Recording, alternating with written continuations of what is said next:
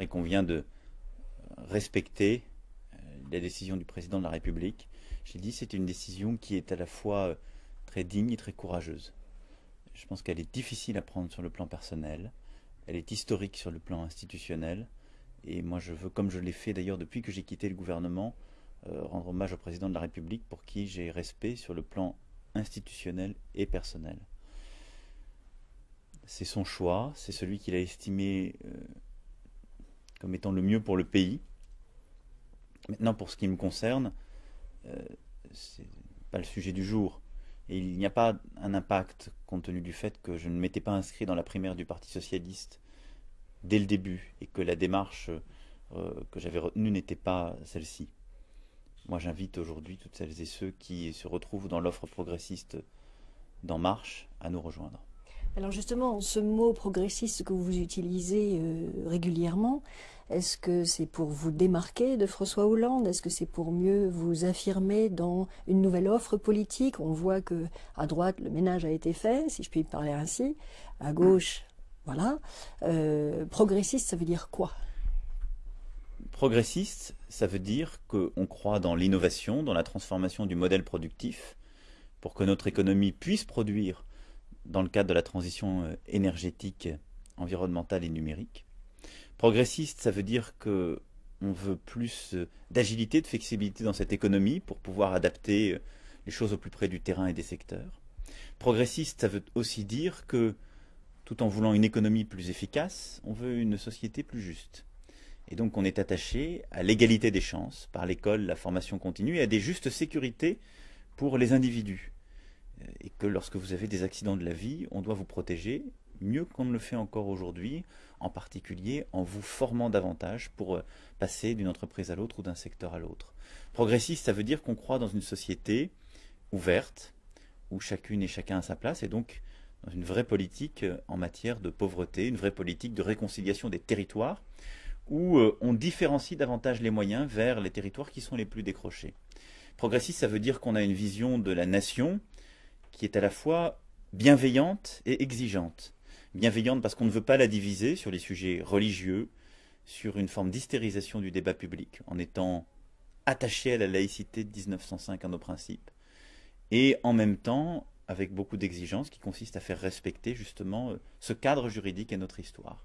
Et puis enfin progressiste, ça veut dire qu'on est attaché à l'Europe et qu'on voit la place de la France dans le monde en Europe. Tout cela, ce sont les défis de notre pays aujourd'hui. Sur chacun de ces défis, la droite est divisée, la gauche est divisée, non pas sur des mesures techniques, mais parce qu'elle n'a plus, elles non plus, la même vision. Et vous l'avez vu à plein dans la primaire de la droite. Ce que j'ai voulu faire depuis le mois d'avril dernier, c'est reconstituer une offre politique cohérente qui permette aux progressistes de gauche, du centre, de la droite et de la société civile de se rassembler pour pouvoir agir dans le même projet. C'est celui que j'explique dans mon livre Révolution, celui que je porte et que je décline maintenant axe de transformation par axe de transformation. C'est ce qui m'a conduit d'ailleurs, dès dimanche soir, à dire à toutes les femmes et les hommes du centre et de droite, progressistes, qui ne peuvent pas se retrouver dans un projet pour lequel j'ai beaucoup de respect, mais qui est un projet conservateur, porté par François Fillon, de nous rejoindre. C'est ce qui me fait dire aussi que toutes les femmes et les hommes de gauche qui ne se retrouvent pas dans les débats de la primaire ont vocation à nous rejoindre. Donc être progressiste, c'est aussi faire du passé table rase en termes d'organisation des partis et de hiérarchisation dans les partis. Ce matin, on vous appelle à rejoindre la primaire. Vous ne le ferez pas?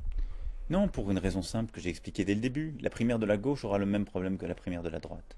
C'est un syndic de copropriété. On demande de gérer des intérêts communs entre des femmes et des hommes qui n'ont pas des différences de sensibilité, qui n'ont simplement plus la même vision du pays et de la place du pays dans le monde. J'ai noté que le président de la République avait fait référence aux progressistes hier dans son allocution. J'y vois aussi la reconnaissance de cette démarche conduite depuis plusieurs mois, et je le dis avec beaucoup de sincérité. Je pense qu'on n'a pas de temps à perdre, qui plus est dans une primaire trop tardive pour les uns et les autres pour reconstruire vraiment quelque chose.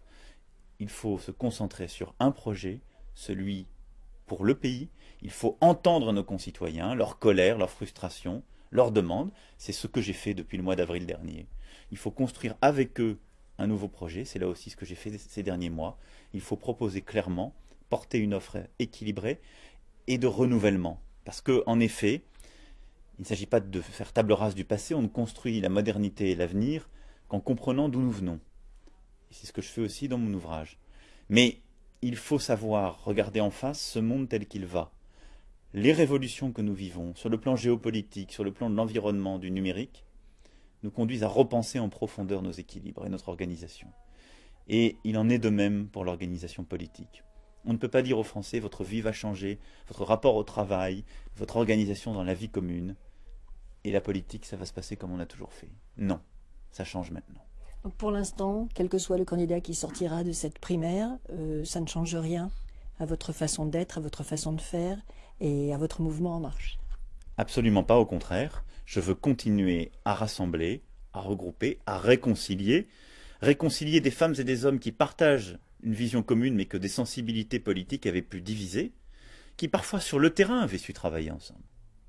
Mais que la vie politique française avait écarté, réconcilier la société civile et la société politique, parce que beaucoup de nos concitoyens ont envie d'engagement, s'engagent au quotidien dans des associations, aiment la politique mais ne se retrouvent plus dans la vie des partis. Je veux qu'ils y reviennent, qu'ils s'engagent, qu'ils prennent des responsabilités. Je suis très fier, moi, d'avoir fait émerger des nouveaux responsables politiques dans mon mouvement. Et je veux demain le faire dans des élections législatives, municipales, européennes, régionales et départementales. Et je veux aussi qu'on puisse réconcilier les Frances.